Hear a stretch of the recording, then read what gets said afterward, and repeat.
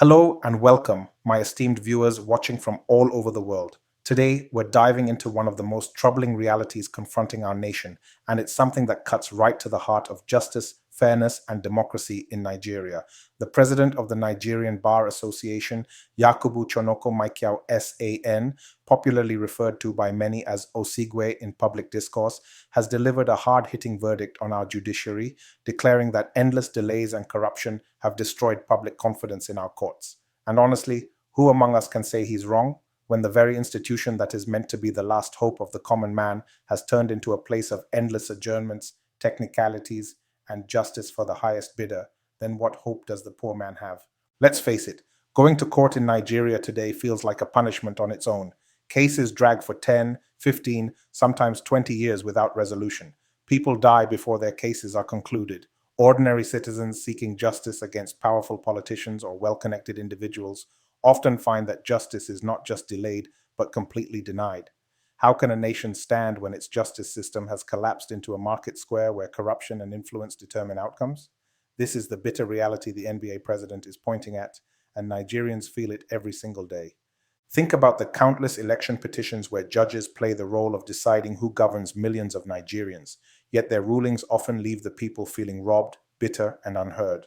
Or consider the countless land disputes, family inheritance issues, and criminal cases that drag endlessly until people simply give up because they can't keep paying lawyers, transport, and bribes to court officials. Nigerians have lost faith in the very system that should give them hope. And when faith in justice dies, lawlessness becomes the order of the day. People begin to take the law into their own hands, and chaos follows. That's why insecurity and violence are thriving, because people no longer believe the system will protect them. But here's the bigger picture. Without a trusted judiciary, democracy cannot stand. Corruption thrives not because people don't know it's wrong, but because they are confident the courts won't hold them accountable. Leaders steal billions, rig elections, and trample on rights because they know they can manipulate the courts or buy their way out.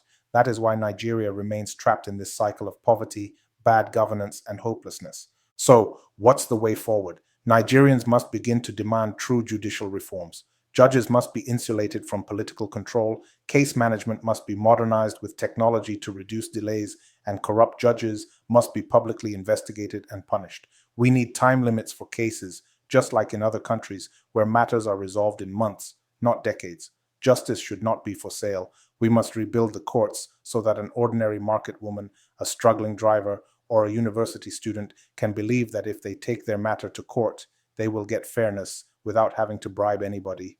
But citizens also have a role to play. We must stop being silent when injustice happens. When people are denied justice, we must speak up collectively. When politicians manipulate the courts, we must hold them accountable at the ballot box. We cannot build a new Nigeria if we continue to normalize a broken system. Justice is the foundation of peace, and without it, Nigeria will remain a country of endless conflicts. So my brothers and sisters, as we reflect on these words from the NBA president, let us not just shake our heads and move on. Let us begin to demand reforms, to call out corruption in our judiciary, and to fight for a Nigeria where the law works for everyone, not just the rich and powerful. The time to act is now, because justice delayed is justice denied, and justice denied to one Nigerian is justice denied to us all. If you believe in the dream of a better Nigeria, don't just stop here. Like this video, drop your thoughts in the comment section, share it widely with your friends and family, and most importantly, subscribe to this channel for more bold and truth-centered content that speaks to the heart of our nation's struggle and hope. Thanks for watching, and I look forward to seeing you in the next video.